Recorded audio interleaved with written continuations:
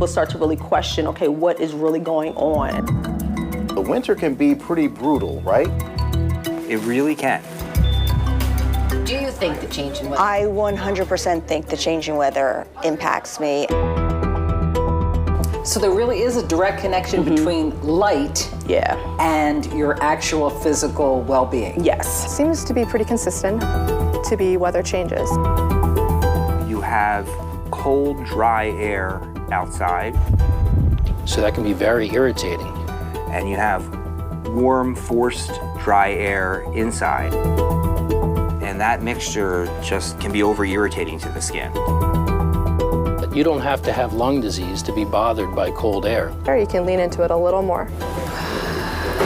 The incision draws when it's rainy and wet. When we change the season, go into the winter, that's when it starts to emerge, where people start to feel more sluggish, more depressed, and not themselves. I don't want to say it depresses me, but it almost depresses me because everything starts to hurt more. The weather affects your physiology, your body, how your body interacts with the planet.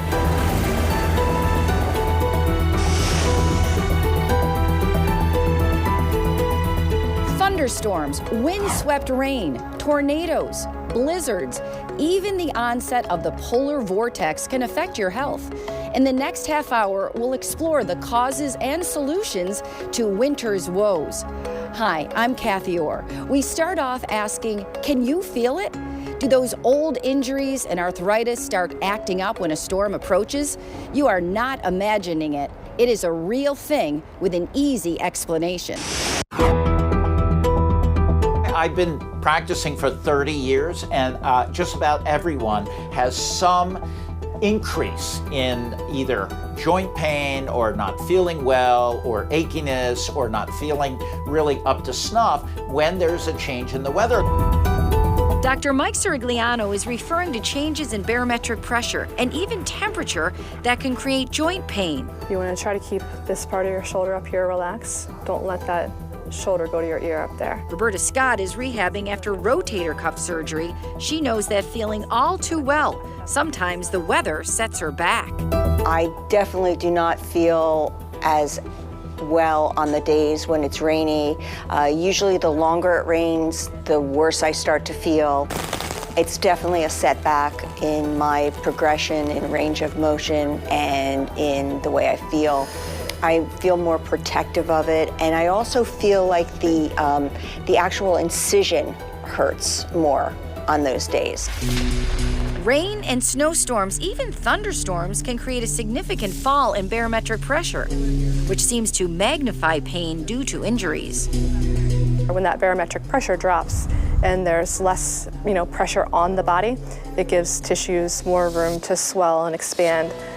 It's changing the input to the nerves and how the nerves are kind of perceiving their norm. You're going to slide that right arm forward. Michelle Wood is a doctor of physical therapy at Strive Fitness. She tells us an Arctic blast can cause the same type of pain. Nerves are very sensitive to temperature change, and sometimes you'll see that reaction with a drop in cold weather as well. This discomfort affects new and old injuries. I think that anytime you've had an injury and have had damage to a certain area, nerves, the brain kind of remembers that pain. And almost you can kind of consider it like a weak point in the body. And then, with the weather changes, things like that, that weak point becomes an area where you can also feel pains like that are temporary. We can't control the weather, but Dr. Mike says there is an easy home remedy that can help. What I have found to work best is moist heat. So that allows better penetration, and it works. Getting in a hot shower, for instance. For patients in PT, Michelle Woods urges them to work through the pain. So low impact activities, cycling, if they have access to a pool, swimming, gentle, easy walking, and then range of motion exercises like Roberta and 9 out of 10. They're usually what we encourage.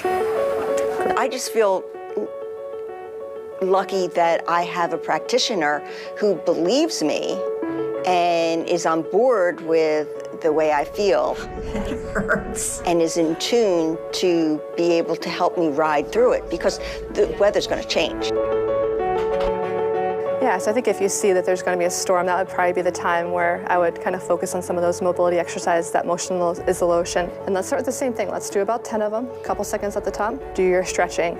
And if you can be prepared for it, you might have less of an effect on that pain.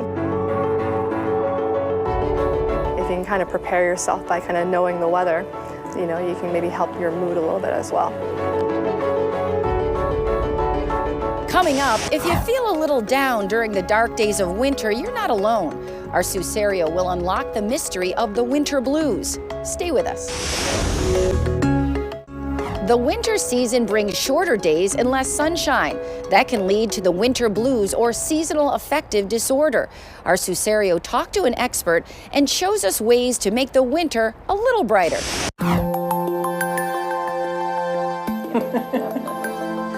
I am not getting a makeup lesson here. I would say if you can do maybe 10 to 15 minutes initially every single morning. Although I probably could use one. This is therapy, light therapy. Stimulate that hormone to increase the serotonin levels. And it might be all you need to beat seasonal affective disorder, or SAD. You know, the winter blues. When we change the season, go into the winter, that's when it starts to emerge, where people start to feel more sluggish, more depressed, and not themselves. Dr. Rashida Ingram, psychology professor and family therapist, says lack of light in the shorter days of fall and winter could trigger this type of depression. According to the Mayo Clinic, more than 3 million people a year suffer from seasonal affective disorder. It affects more women than men. Most people think they're just tired, but Dr. Ingram says it's much more than being just sleepy. You know, my body is not responding to feeling like I need to get up, or you're more irritable, lack of sleep, decreased sex life, and not feeling like you're able to get out and get involved in things you used to get involved in over the warmer months. In order to get this diagnosed, you have to have 2 consecutive years of you feeling this sort of depression over a seasonal time period. And then once the season changes, the depression seemingly goes away, and then it comes back. And it can start as early as September or October when the weather turns cold. So if you recognize that somebody has seasonal affective disorder, what's the first step that you take in trying to treat it? So usually I initially started recommending the light box, which is a form of light to simulate sunshine. And so what we've been finding out through research is that the sunlight seems to activate the hypothalamus in the brain, which controls our serotonin levels. And for some people, the light box is enough. Most are not expensive and available online. Others might need a little more help. For some people, it is enough. Other people may need like other forms of therapy, like psychotherapy, using forms of CBT, which is cognitive behavioral therapy, as a way to kind of help them, create more stimulation in their day-to-day routine. You want to use the light box in addition to other forms of therapies. And you also want to make sure you're eating properly and actively being engaged in your day. Meditation is also helpful. Exhale, fold. Does this sound like you? Does it seem to happen every winter? I would say call your doctor immediately. You can start with your medical provider, and then they can recommend a psychotherapist for you to see. Or you can also start with a psychotherapist and start to fill out questionnaires that you can find online. So you also can go and look for free assessments for SAD, and it has a checklist that you can kind of go through and do it on your own. When we come back, saving your skin during the winter months can be easier than you think.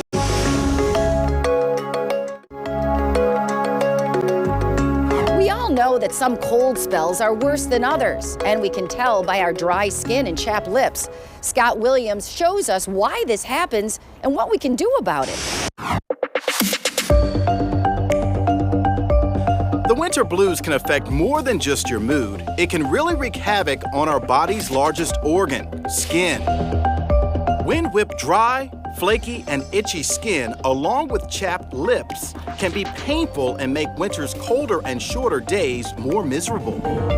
I sat down with Dr. Jason Neustadter, a dermatologist in Center City, to get to the bottom of our winter woes when it comes to skin. The winter can be pretty brutal, right? It really can. You have cold, dry air outside, and you have warm, forced dry air inside, and that mixture just dehydrates the skin. The drier the skin is, the itchier it becomes. You know, a little bit of prevention can go a long way helping us get through the winter. He says part of it starts in the bathroom with our daily shower routines. Some people love hot showers in the wintertime. It feels good on the skin. It makes the skin drier and itchier 10 minutes later, and dramatically so. The hotter the water, the itchier the skin's gonna be afterwards. So again, for people with sensitive skin, for dry skin, we recommend a lukewarm to warm shower. And then moisturizing right after. Dr. Newstater says don't forget the sunscreen either. A lot of my patients use a moisturizer with sunscreen built into it, or makeup with a sunscreen built into it. But yeah, we should be getting a 30. He also says men should take extra care with their beards during winter. We want to make sure that the skin's prepped. I usually have my guy patients shave after the shower, after the skin's sort of been warmed and washed in the shower. The actual way you shave is important. Shaving with the grain is the most important thing to prevent razor bump. It gets worse and then it kind of snowballs. Dr. Jennifer David, a dermatologist in Bensalem, Bucks County, also says to avoid hot showers, but to make the transition from summer to winter an easy one. So the rule of thumb is this: to keep things easy, you want to transition from moisturizing with a lotion in the summer. Those are lighter, but very hydrating, not too thick and heavy, to a cream-based moisturizer in the winter. Those are gonna have a little bit more oil content to them and last longer throughout the day. Dr. David also says people of color can be more susceptible to dry skin in the winter. People of color, our skin is a little different. And then when we get dry, people of color, we have more of a physical stigmata of it. We get ashy looking. And by making sure that we aggressively hydrate every day, that can help replenish that water loss that's naturally occurring. I see you have some old school Vaseline back there. Oh, yes. Can you talk about how that is useful during the winter months? Vaseline is what we call an occlusive agent. Okay. So it goes on the skin to lock the moisture in. So it's most effective if it's on damp or already wet, hydrated skin. Okay. If you put it on dry skin, you're not going to get the same benefits. Yeah. This you can use for lips, hands, feet. I tend to have patients avoid putting it on their face if you have acne-prone skin.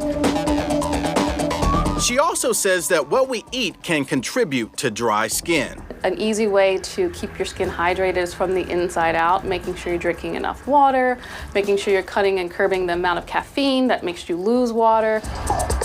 That's the first step. 2, in consuming foods that are inflammatory, carbohydrates, sugar, dairy. If you have conditions like acne, certain foods can trigger those flares to happen.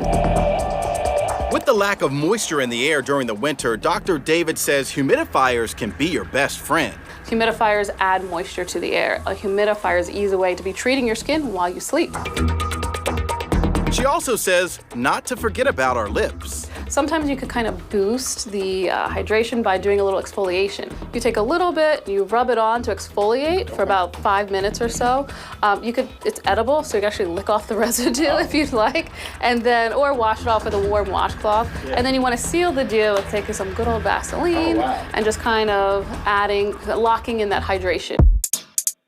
But Dr. David says it's not all bad news for your skin during the winter months. So the pros of winter and the less sunlight that we get during the day are there are certain procedures that are safer to do. Okay. So my patients who suffer from hyperpigmentation, where in the summer months, because we get so much sun, it's not ideal to do chemical peels. So I say, come on, between the months of October and like March, April, let's get our chemical peels in. We'll even the skin tone. Certain lasers are more effective or more conducive to do in the winter, because when you do a laser or a chemical peel, you have to avoid the sun for about a week. Wow. And if you're living your life and having fun in the summer, it's not ideal to stay inside and shut in after procedures. Thanks for the tips, Scott. Now, winter also brings runny noses and watery eyes. Drew Anderson will explain why when we come back.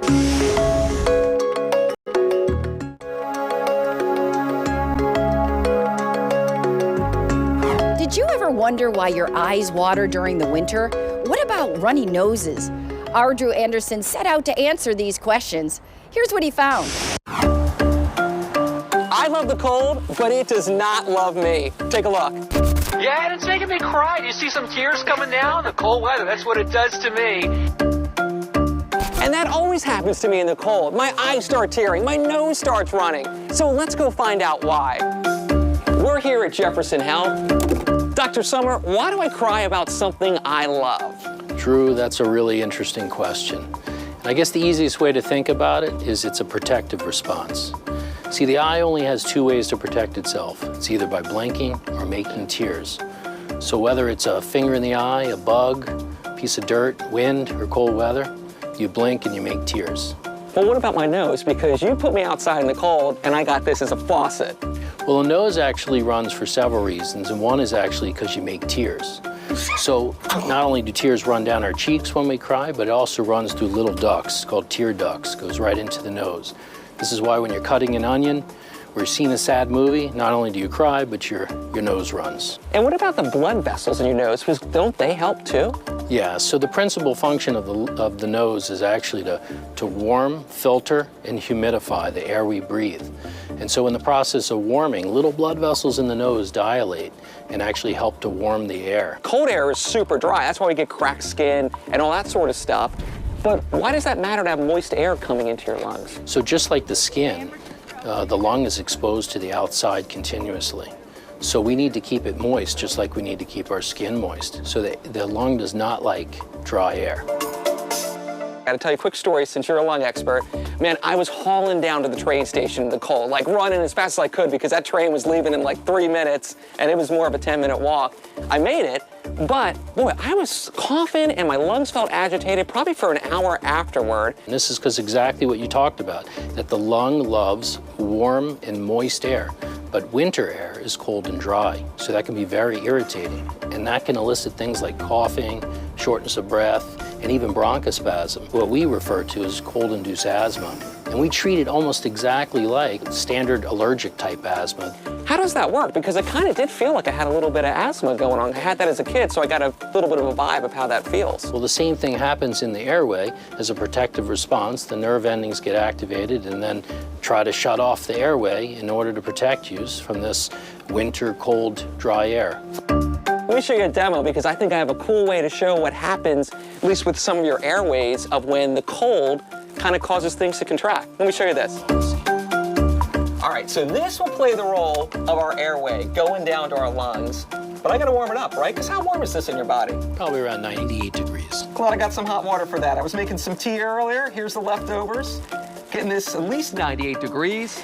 And now, let me cap this off. And I'll tell you what, throw it in the freezer, because that'll mimic me running to the train station on that really cold day. And what does that do to our bodies, right? It constricts the airways a little bit if I'm just breathing in that air and it's not warming up? Yeah, exactly. So the airways do constrict a little bit, and that's why in some people who are more susceptible to this really feel it and get short of breath. Let's see it. Let's see how that airway's doing.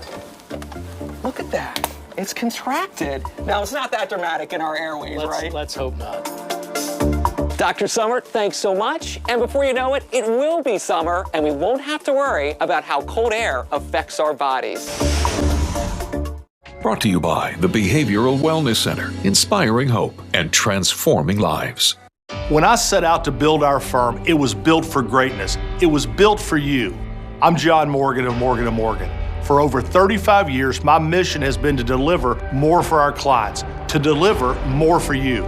Today, Morgan & Morgan has more offices, more staff, and more lawyers than any other injury firm in the world. If you or anyone in your family has been injured, call America's largest injury law firm. Call Morgan & Morgan. ForThePeople.com. Any painter can paint, but only CertaPro painters come with power. The power of the team who knows what they're doing. The power of dialing up the wow factor to 11. The power of living where you live and liking the same coffee shop you do. The power of being the talk of the cul-de-sac or the office park. If you want certainty, you want CertaPro painters. The power of pro. Start your project at CertaPro.com. Come on, get in. We're gonna be late. Never took us for a canoe family. But when my car insurance rate kept going up, it really was the best option. Sure, we end up being late a little more often. Reverse. But the kids love it. This kid's over its Don't make me You turn better this- stop, because you're making this worse. Stop. Now that we've found affordable insurance, we're back on solid ground. With flexible payments on state minimum coverage, Safe Auto lets you stop compromising and keep driving. Here's a look at what's going on in sports this weekend. Sponsored by Kia. Coming up this weekend, a full slate of college basketball, including Villanova and Providence Saturday. Temple hosts Tulsa Sunday. The NBA's best will be in Salt Lake City for the All-Star game. And NASCAR is back with the Daytona 500 on Sunday. Brought to you by the 2023 Kia Sportage. Visit kia.com to discover movement that inspires.